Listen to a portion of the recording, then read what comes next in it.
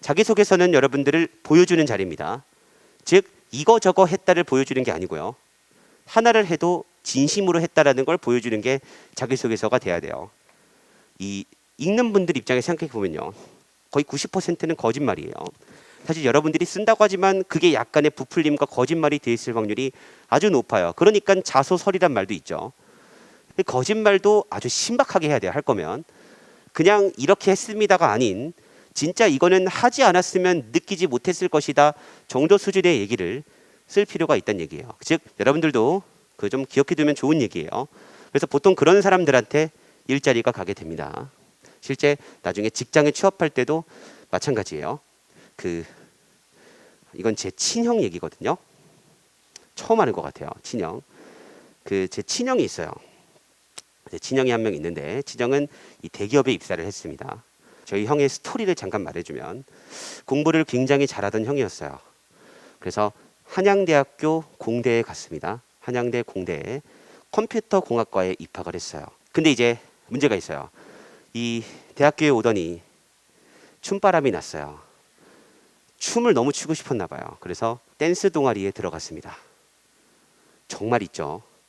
저는 정말 상상도 할 수 없는 살면서 춤 본 적도 없어요. 근데 어쨌든 그 형이 댄스 동아리에 들어갔대요. 그래서 열심히 춤을 추는 것 같았어요. 제가 그 당시 이제 18살 11월 달 때쯤에 한번 이제 그 형이 공연하는 걸 보러 간 적이 있거든요.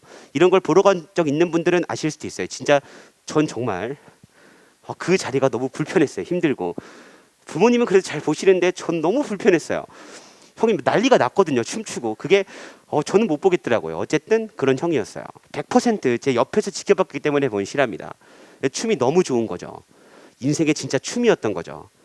근데 이제 문제가 뭐냐면 그래서 이제 그 동아리방에서 자고 학교 가는데 학교를 안 갔어요. 정말 미스테리하죠, 여러분.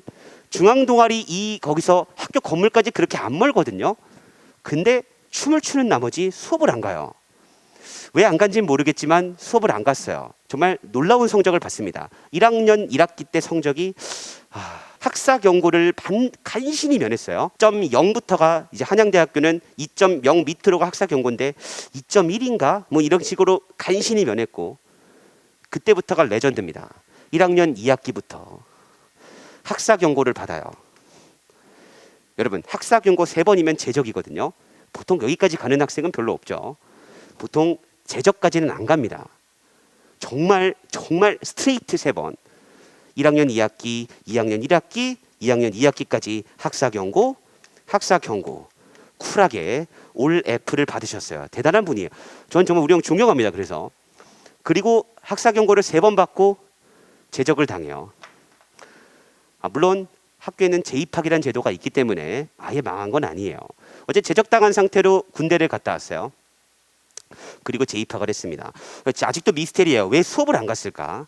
차라리 다른 데서 춤췄으면 뭔가 꿈을 위해서 뭐 연예 기획사에서 춤을 췄으면 그럼 이해라도 하겠는데 있어봤자 학교 중앙동아리 그 방에서 거리 얼마나 된다고 이걸 안 간 거예요. 어쨌든 군대를 갔다 왔습니다. 그때부터 약간 정신을 차리고 이제 그 3학년까지 이제 2학년으로 다시 재입학을 했어요. 그때부터 이제 열심히 컴퓨터를 공부하더라고요.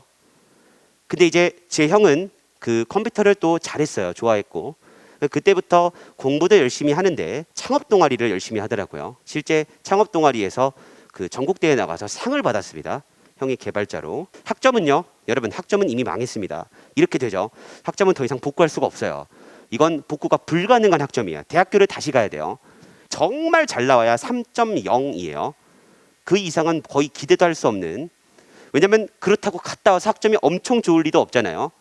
올 A 플러스일 리도 없고. 어쨌든 상을 받아가지고 정부 지원을 받아서 막 사무실도 얻고 그러다가 이제 어떤 모 대기업에 지원을 하게 돼요. 제 기업까지는 말을 못 하겠네요.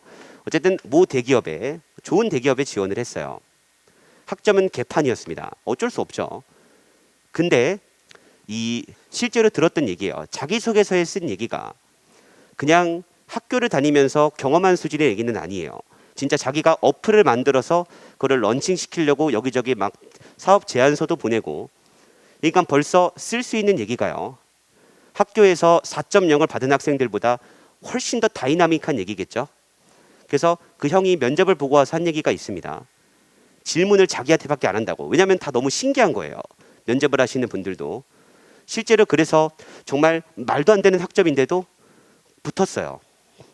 여기서 바라보는 건, 알 수 있는 건 뭐냐면 여러분들이 글을 쓴다라는 거, 핵심은 이거, 자기소개서를 쓴다는 건요, 내가 이런 거 저런 걸 했다를 보여주는 게 아니라 하나의 얘기를 써도 끌릴 만한 얘기를 써야 돼요. 그래서 경험이 사실 중요해요. 그게 진짜 경험이면 베스트입니다. 형처럼. 그러면 제 형처럼 여러분들이 어느 정도의 학점도 커버될 정도의 이야기가 생길 수도 있겠죠. 근데 그게 아니라 해도 뭔가 글을 쓸 거라면 나의 얘기를 쓰는 거예요.